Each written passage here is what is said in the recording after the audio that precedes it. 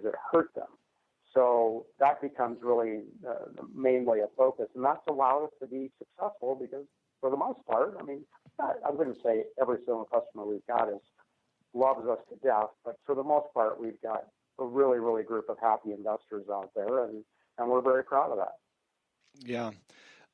You brought up the term investor there, and I had a nice list of questions that I could ask you, and this one popped out in my mind, so I figured I'd just ask it.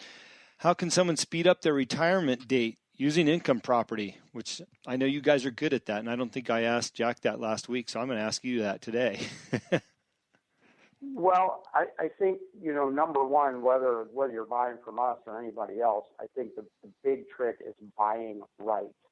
And, it's obviously been said in, many different ways, buy low, sell high, whatever.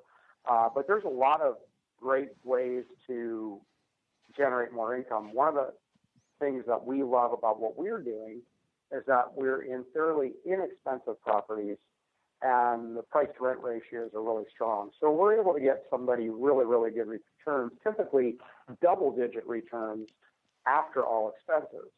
So in addition to that, because the investors are actually owning these rental properties, it's unlike another investment in that they're also able to take depreciation on their taxes on these properties, and that can make some pretty significant differences. Mm-hmm. So that's a good place to start, I think, is, like I said, just buying right and, of course, managing right for best cash flow. Secondly, I think, is how you buy. And, we have some investors that pay cash, and that's fantastic. And we have some other investors that actually, there's a little-known fact that you can buy rental properties through a self-directed IRA or 401k. Now, very few of those IRA 401ks in the U.S. are actually structured as self-directed. It's only about 5% of them. But if an investor is willing to learn how to do that, it's not expensive and very simple to set something like that up. And depending on your age and, whether it's meaningful or not, that's a fantastic strategy, because then you're not paying taxes on the returns. Yeah. So, it's not like a current profit sort of thing. It's just able to build your retirement. And I'm mentioning that, Jim, only because you used the word retirement in there. Yeah, sure. And I think for somebody that's really trying to build a good nest egg for their retirement, that is a fantastic strategy. And we have some investors that are employing that very, very well. Yeah. What gets you excited in the morning? What gets you out of bed and ready to tackle the world? Well, we're building something that we really love. Like, we're investors ourselves, and I really get jazzed by helping other investors. I get jazzed by, developing processes and things that make our lives easier here at the office. I get jazzed by doing stuff like this, like, recording stuff with you, and we have a podcast too. So it's just some incredible networking, some of the people that you get to meet. Yeah. And, I don't know. It's just, there's days that are challenging, and we make mistakes and screw up, and we fix them. But, for the most part, I love what we're building, because as we help our investors build out their portfolios, we're also building ours. And, if you picked up the fact that I was talking about college in the 1980s, then you know that I'm not exactly a spring chicken. And so I look forward to, creating a business where eventually I can replace myself in some of the day-to-day stuff. I would love to continue on as, doing podcasts and doing the show and some of the other stuff that we love. But eventually there's going to come a day when I can enjoy the portfolio and just enjoy being, more of the personality of the business instead of being the CEO as well. So, and I don't know how many years away that is. It might be 3, 5, 10. I don't know. I don't really care that much, but that's sort of where I'm going with it. And, like everybody else, I want a good, nice, enjoyable retirement and, have time to do more of the things, personal hobbies and that sort of stuff. Yeah, sure. What advice would you give to some of our younger listeners when they're looking to go into college or make a decision as to where to go in their life? What advice would you give them? I mean, we heard your story in brief, know what turn of events happened for you, but what do you think's good for others? Well, I think that there's, it's interesting that you asked that, and I kind of have two answers because, we live in this world now where everybody's saying like, oh, go find your passion, and it's not worth doing anything unless you're passionate about it. And I kind of want to call bullshit on that because it's like right now, when you hear my voice talking about real estate and helping investors and all that, I didn't set out really to go into this business. It happened as a result of consulting with Jack and being in the right place at the right time. Now, I am very passionate about it now, but only because I have honed my craft and I've learned how to get good at it. So I want to tell anybody that thinks like, oh my God, you're just this light's going to come down from the heavens and you're going to figure out exactly what you're amazing and best at and all that, and you're going to know that, and that's what you can do on your whole life.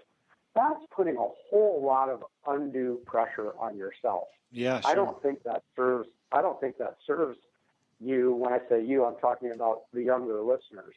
I don't think that serves anyone really. I think you have to look at things where are your strengths, right? And certainly what are the things that you enjoy doing. You don't want to do stuff that you hate. You don't want to do stuff that you suck at. And even if you want to learn, so like I do stuff now that I used to suck at, but it was because I wanted to learn and I took the time to learn that stuff. And I felt that there was value in learning those things based on the kinds of career decisions and business decisions that I was making.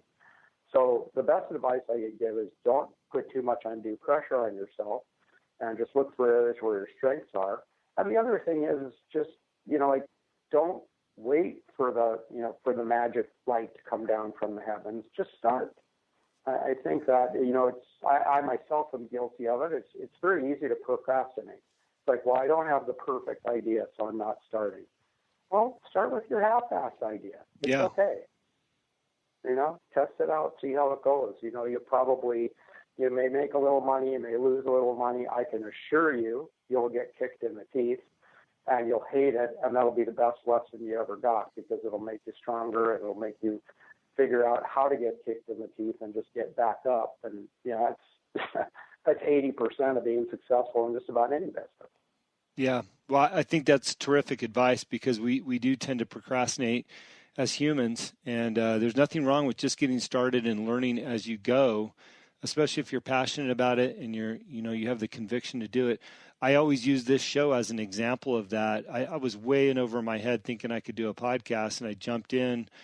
First show was rocky, and it just kept getting a little bit better, I think. We've got 12,000 downloads a month now, and we're at 90 shows. So, but it all just came from getting started, trying to do something. And I see the value in that. So thank you for that. I hear you. I go back and listen to like about the first dozen episodes that we did on our podcast.